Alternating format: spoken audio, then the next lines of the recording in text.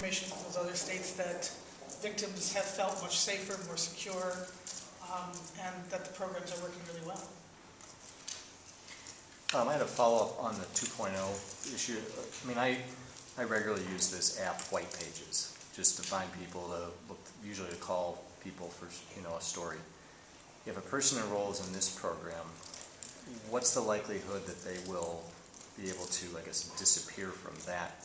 I mean, that's a publicly available free app where you can look up a lot of people's, at least addresses, sometimes phone numbers. Will this help people move off that without them doing anything else? So victims have the ability, obviously, if they want to be found by friends and family or for some governmental purpose, to obviously forego privacy, but it is their choice. And that's one of the really important factors about this bill, is that it's not being forced upon them that everyone gets to have their information. If you want to share it with some friends, or you want to share just a phone number, not an address, through the White Pages or through a Facebook profile, those kinds of things, you can do so. So the victims will be able to opt into the level of access that they want the public to have, but they won't be forced into the situation of having an abuser be able to find them at their home.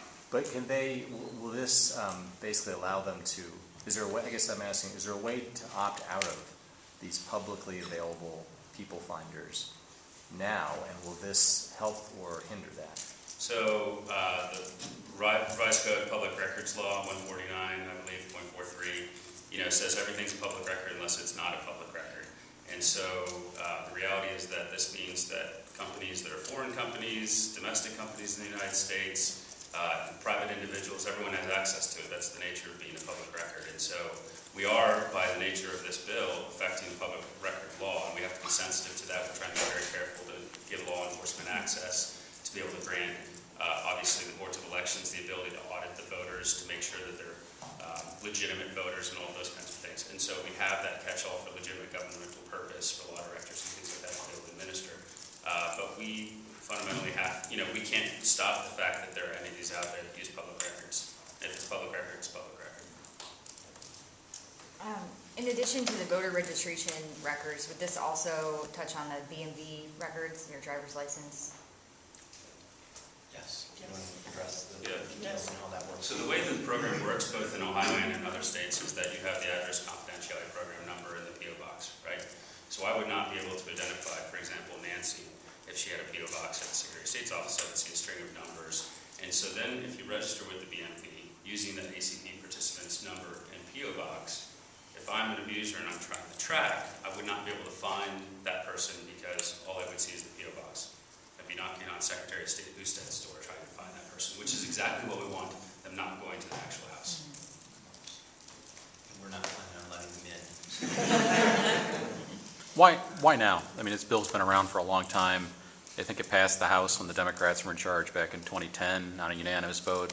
Why get behind this now as opposed to any of the other bills that have moved in recent General Assemblies? Because we have one that works. This one works. And one of the things that a lot of the other bills did, were problems for us, is that it actually required the ballots to come to our office. We oversee elections, but we don't ever want to touch a ballot because that's just not what that's supposed to happen at the local level. So we had to design it so that it worked at the local level. We've included human trafficking in this bill as well. There are just a lot of technical matters that had to be worked through, and we had to find the right partnerships. And now, I mean, I wish we could have done it earlier. But this is when we've done this. As Ron said, it's been in the works since Bob Taft was Secretary of State, before the internet was invented. So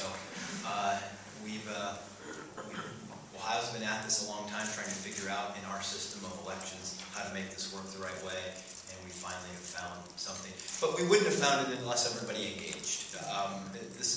It was our desire to do it, but we had to have legislators who were willing to work together. We had to have advocates for the victims who were giving us the right way to handle things, and or giving us advice on how to handle things, and finally we're there. All right.